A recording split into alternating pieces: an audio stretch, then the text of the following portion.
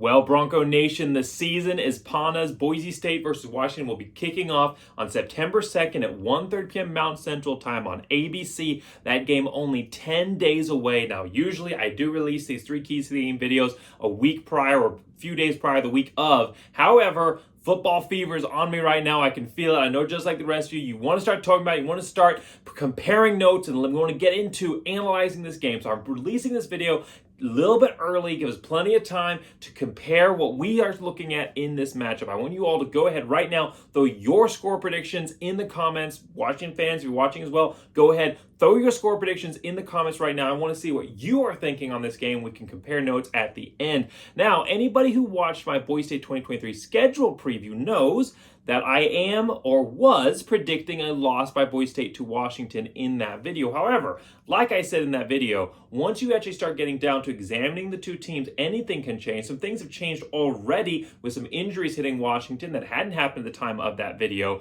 And when I started going through this game, comparing the two teams, actually preparing for this video, my perspective has changed as well. So make sure you watch all the way to the end to see what my actual prediction is going to be for the end of the video. I'm going to be going through series history between these two teams. We'll talk about key players with Boise State and Washington, and we'll also be looking at keys to the game for a Boise State win if they can pull it off, and I'll also be giving you my score prediction at the end of the video as well.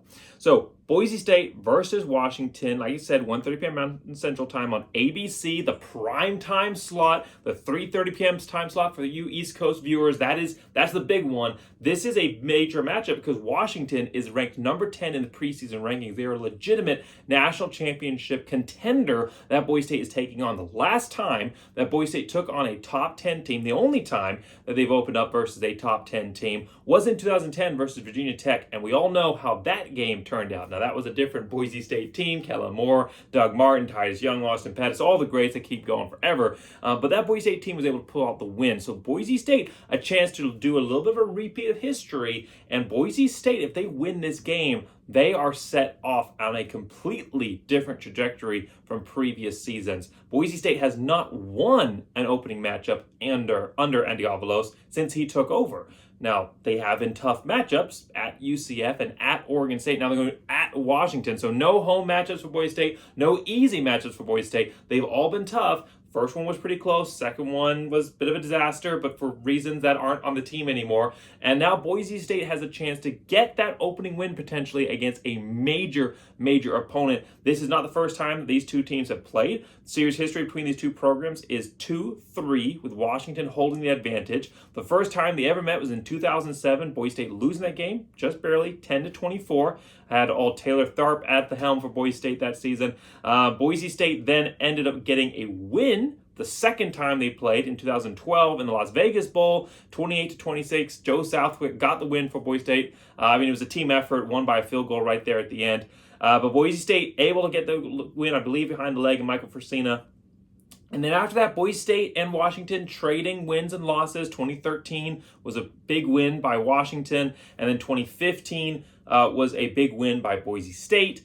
Brian Harsin coming back to the blue. So big, losses and wins for Boise State back and forth. And then in 2019, Las Vegas Bowl, again, where Boise State got their first win, didn't end up working out for them. Boise State ended up losing the game, though. However, a lot of controversy surrounding that game because, of course, Jalen Henderson had taken the Boise State Broncos to the Mountain West Championship after Hank Bachmeier got hurt versus Hawaii. Jalen Henderson takes them all the way to the Mountain West Championship. He's having an incredible season, incredible year. Really, they got there. They got to that bowl game because of Jalen Henderson. And then in the bowl game, political decision, even though Hank Bachmeier is not 100%, he gets the start. Jalen Henderson does not.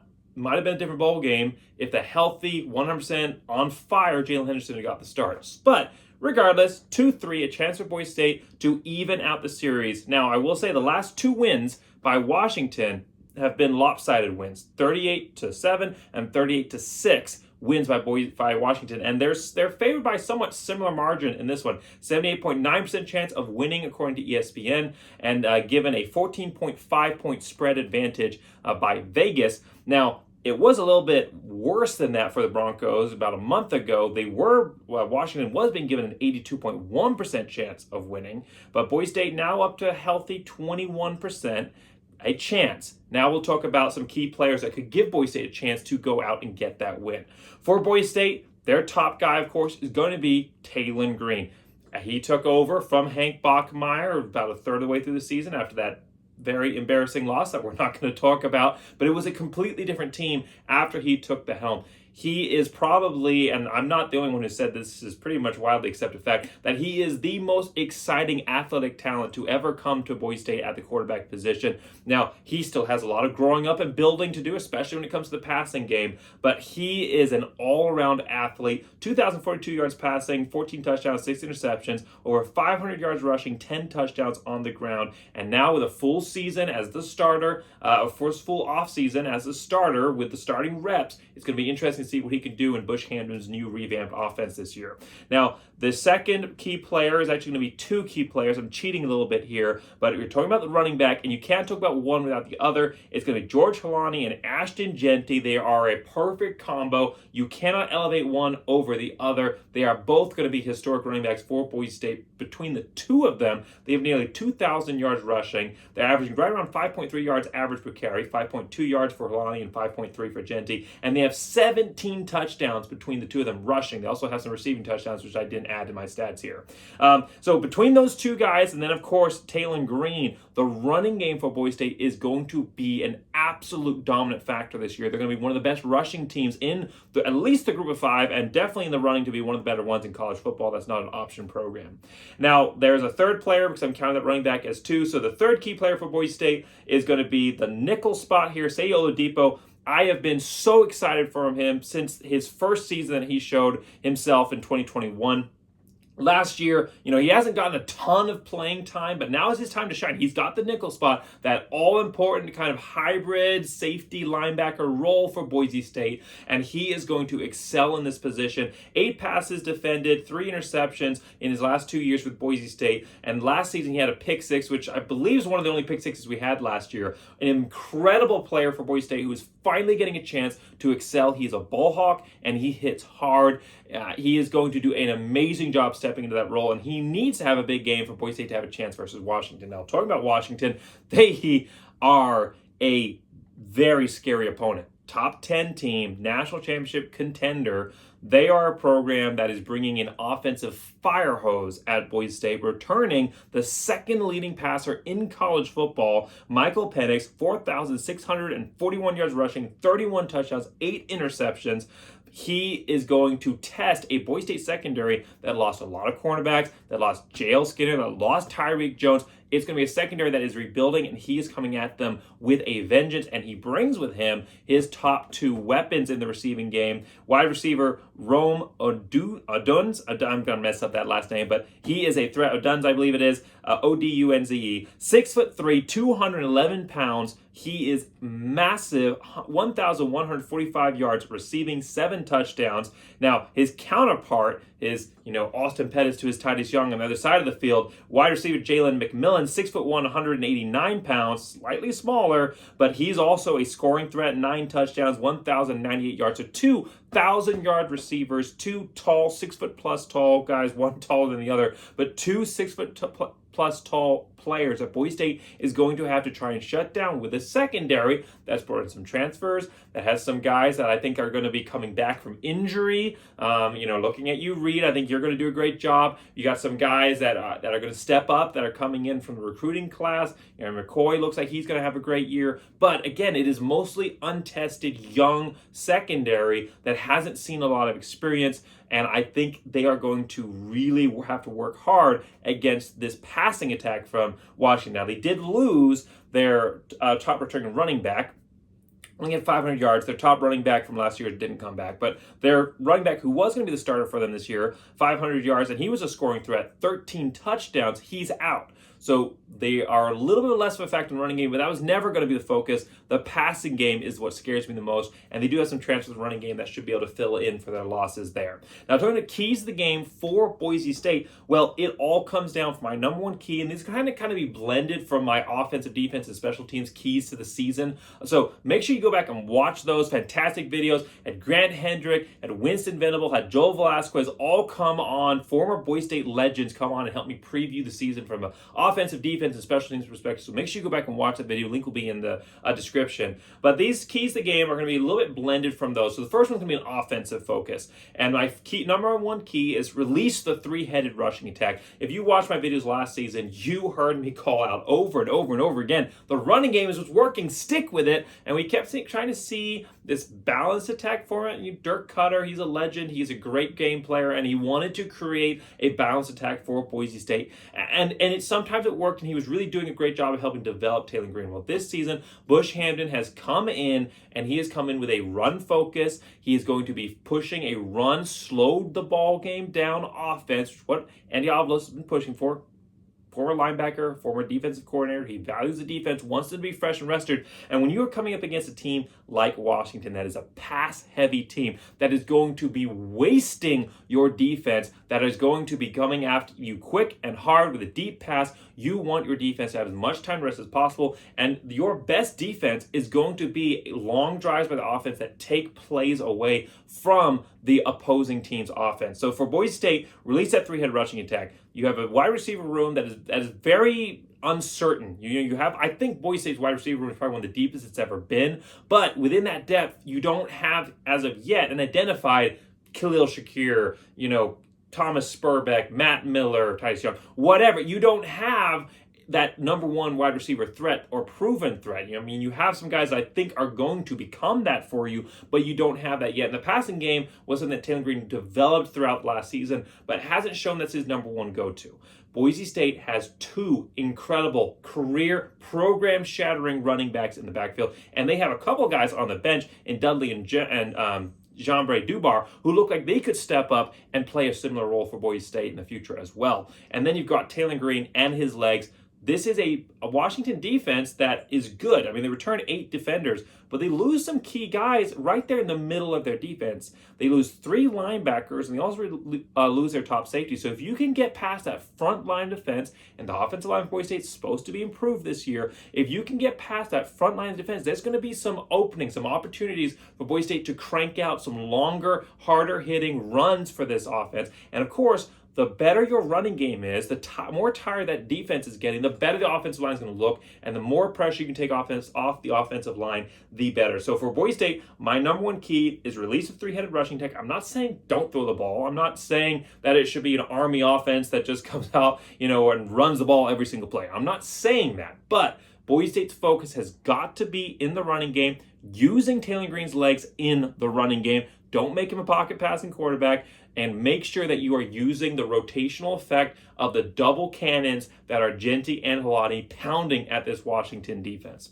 All right, so my first key, release the three-headed rushing attack or focus on the running game. Second key, aggressive defense. Boise State, this defense is going to be absolutely tested across the board. You have a front set. The Boise State didn't just lose guys in the secondary. They also lost transfers like Banya, who was supposed to be a sack threat for Boise State. He's not here anymore. He went to BYU. You lost Matlock, you Divine Obichari, Ezekiel Noah. You lost so many guys throughout the front seven as well as in the secondary. So there's going to be new faces across the entire defense. It is a rebuilt defense. Now, thankfully, you have one of the best defense coordinators in the game who's getting the money to prove it, but this is a Boise State defense that is going to have to rebuild and regroup coming up against one of the best, probably the best offense, at least on paper, that they're going to face all season long, except for maybe a bowl game, depending on what that becomes. At least regular season, this is the best offense you're going to face, and your defense is not going to be a gelled, strong group yet.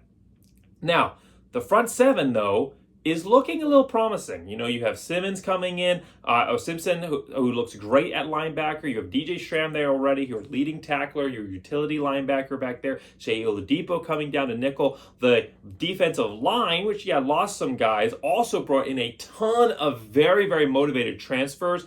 Great transfer class. One of the best I've ever seen for Boise State, who are going to be active to prove themselves, and you have a lot of depth there. Of course, you also have Dimitri Washington, who looks like he's going to finally have the year that everybody thought he would always have if it wasn't, sidelined by injuries previously. It looks like if he can stay healthy, he's going to have that season. So your defensive line is absolutely packed, and you have a lot of depth there. You can rotate constantly on that defensive line, whereas, like I said, the secondary, that is going to be a little bit thinner, a little bit more untested. For Boise State, they need to be focusing on trying to rattle the passing game. Washington is going to complete plays no matter what you do. They are. There's too many weapons. You're not going to be able to shut down both of these top guys. And it's not like those are their only two wide receivers. They also had a guy who had only 694 yards receiving last year as their third. Boise State's number one receiver last year had 549 yards receiving. So the third guy returning for Washington on this team in receiving yards had more yards than Boise State's number one.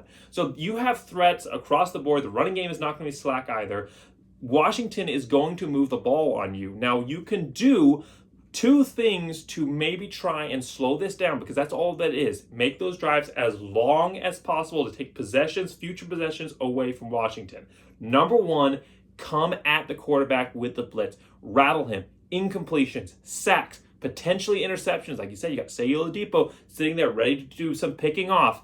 You got Rodney Robinson, who looks like he played great last year. He's going to do an amazing job this season. So Boise State has some ball hawks if you can rattle this quarterback. And secondly, you've got some good depth there in your safety position. I'm pretty excited about you. Tyus Tolier's coming in. You have Tubner, who looked good last year, and I said Rodney Robinson. Depth over top is going to be good. So keep everything in front of you. Allow the middle range pass.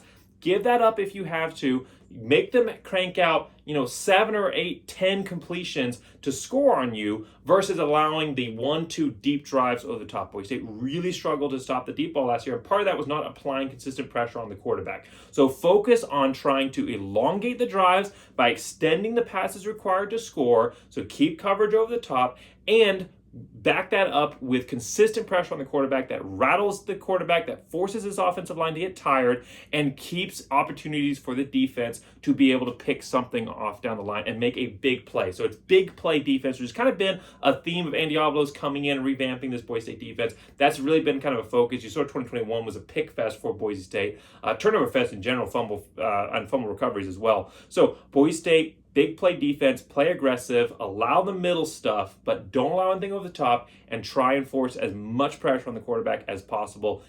If you have to, prioritize the blitz over coverage, at least man on man, or at least mid-range coverage, middle range coverage. Make sure that you are allowing that to put as much pressure on the quarterback as possible. All right, and my third key to the game, so number one, release the three-headed rushing attack, and then second, aggressive defense. My third key to the game here is take the points. For Boise State, you have an incredible mobile quarterback, an incredible dual threat guy, one of the best you've ever had for the program. You also have a great running game. And there's going to be the tendency to look at a 4th and 3 from the 20 and think, we can go for that. And I'm not saying situationally that's not the right decision. But for Boise State, against a team like Washington, what you need most is you need momentum, and you need to stick around and stay in the game. Remember, versus Florida State, back in 2019, Boise State opens up, field goal. It feels like Boise State can't get anything done, but they're slowly chipping away and they're staying in it. The longer Boise State plays this game, the more it is going to work in their favor. Boise State's running game is going to wear down the defense. The runs are going to get longer and longer because the defense is going to get tired, but Boise State's running game isn't going to get tired because they've got 3 guys back there plus, another 3 guys on the roster. I didn't even mention Tyler Crow. Another 3 guys that can run it as well. So Boise State's running game is not going to feel fatigue at any point during this matchup. So the longer Boise State is out there pushing their offense, the more these players are going to be more impactful down the line, the more comfortable Taylor Green's going to get with this offense. You're going to start seeing more completions. The passing game is going to pick up. The longer Boise State stays in this game, you're going to see a second half team for Boise State. This is going to be a team that maybe comes out and slouches in the first half a little bit. Maybe Washington gets out to a little bit lead, but in the second half, Boise State's going to start returning the body blows and having a chance to come back. And again, with the defensive format that I'm suggesting, Boise State, that offense, they're going to be a little tired having to do these long drives, and the longer they stay out there, the more hits that get on the quarterback, the more pressure he starts to feel, and the tired of that offensive line, they start to break down, more guys start coming through, there are going to be more and more opportunities for big plays, mistakes in the second half as well. So for Boise State, this is a team that just has to stay in the game. If you're getting to a point where you're down 2 possessions and there's limited time left, you got to go for it. You got to go for it.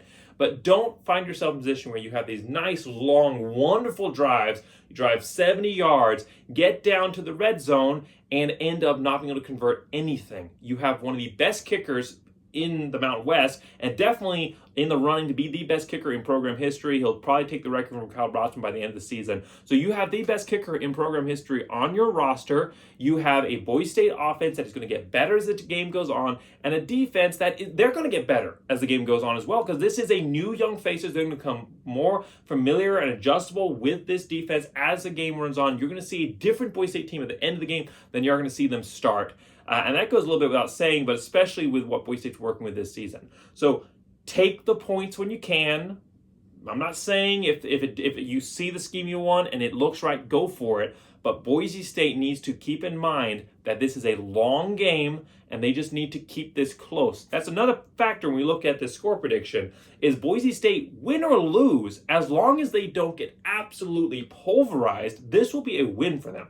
This is a top 10 program. This is a top 10 Washington team that all Boise State has to do to keep everything on the table for the season alive. Obviously, Mountain West Championship is not going to be impacted by this, but to keep New Year's Six hopes. The only thing that losing to Washington would take off the table officially is a playoff run, and that is so far out of the realms of likelihood anyway. Even if Boise State won every game this season, that Cincinnati had to go undefeated twice to even make it in. So the only thing that's taken off the table by a loss here is, or at least a respectable loss, is a playoff run. The New Year's Six is still on the line. Everything that Boise State wants to play for is still on the line for Boise State. Now, a win for them, that is program shattering. That win is, I'm not going to compare it to the Oklahoma Fiesta Bowl win, but that's like the Virginia Tech win. That's like when Boise State beat Georgia. That's like when Boise State beat, it's like when Boise State beat Oregon in 2008.